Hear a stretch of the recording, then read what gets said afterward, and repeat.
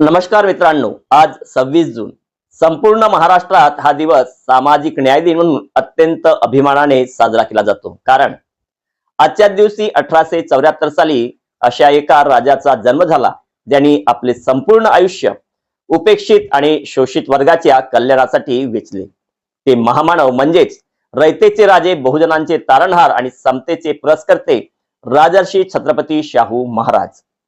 मित्रांनो, छत्रपती शिवाजी महाराजांनंतर खऱ्या अर्थाने रयतेचा राजा म्हणून जर कोणी लौकिक मिळवला असेल तर तो शाहू महाराजांनी। आजच्या या विशेष व्हिडिओमध्ये आपण शाहू महाराजांच्या अशा क्रांतिकारी निर्णयाबद्दल जाणून घेणार आहोत ज्यांनी आधुनिक भारताचा पाया रचला। व्हिडिओ शेवटपर्यंत नक्की पहा। यशवंतराव ते शाहू। कोल्हापूर जिल्ह्यातील कागल येथे जन्मलेले यशवंतराव घाटगे जेव्हा दत्तक विधान होऊन कोल्हापूरच्या गादीवर बसले आणि शाहू झाले, तेव्हा त्यांनी राजसत्तेचा वापर स्वतःच्या सुखासाठी नाही तर समाजाच्या उद्धारासाठी केला। राजर्षी शाहू महाराज हे केवळ सिंहासनावर बसणारे राजे नव्हते, तर प्रजेच्या दुःखावर फुंकर घालणारे खरे वैद्य होते।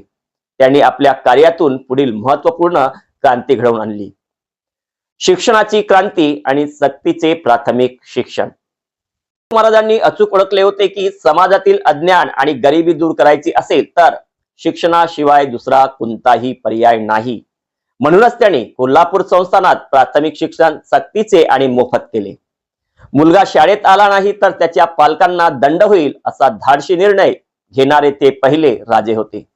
तसेच सर्व जाती धर्माच्या विद्यार्थ्यांसाठी त्यांनी वसतिगृहे सुरू केली आणि शिक्षणाची दारे सर्वांसाठी खुली केली। आरक्षणाचे जनक। समाजातील मागासवर्गीयांना प्रशासनात आणि नोकरीत समान संधी मिळावी यासाठी 1902 साली त्यांनी आपल्या संस्थानात 50% आरक्षण लागू केले। भारताच्या इतिहासात आरक्षणाची मुहूर्तमेढ रोवून सामाजिक न्यायाचा पाया रचणारे ते पहिले महामानव ठरले। सामाजिक समता आणि अस्पृश्यता निवारण। शाहू महाराजांनी अस्पृश्यतेविरुद्ध मोठा लढा उभा केला।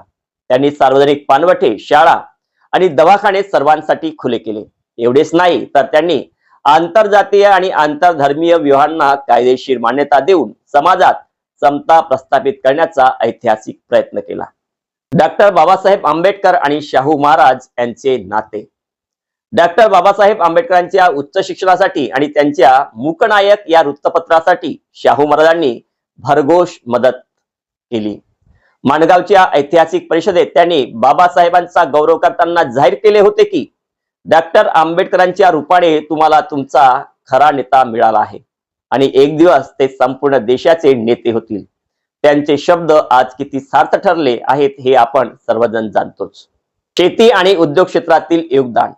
शेतकऱ्यांच्या शेतीला पाणी मिळावे म्हणून त्यांनी भोगावती नदीवर राधानगरी धरण बांधले। तसेच व्यापार आणि उद्योगाला चालना देण्यासाठी त्यांनी शाहूपुरी गुळाची बाजारपेठ वसवली, जी आजही देशभरात प्रसिद्ध आहे। मित्रांनो, शाहू महाराजांचा विचार हा केवळ भूतकाळ नाही तर तो आपल्या वर्तमानाचा आणि भविष्याचा मार्गदर्शक आहे। जातीभेद विसरून माणूस म्हणून जगण्याची, अंधश्रद्धेला मुठमाती देण्याची आणि शिक्षणातून स्वतःचा विकास करण्याची शिकवण त्यांच्या जीवनपटातून आपल्याला मिळते। आज आपण त्यांच्या जयंतीनिमित्त केवळ त्यांच्या प्रतिमेला हार न घालता त्यांच्या विचारांचा हार आपल्या गळ्यात घालून समाजातील तळागाळातील माणसाला न्याय मिळवून देण्याचे त्यांचे स्वप्न पूर्ण करणे हीच या महामानवाला आपली खरी आदरांजली ठरेल। शेवटी त्यांच्या या महान कार्याला अभिवादन करताना मी एवढंच म्हणेन, ज्यांनी पुसले अश्रू बहुजनांचे, ज्यांनी दिले बळ दलितांना, त्या समतेच्या महानायकाला माझा मानाचा मुजरा।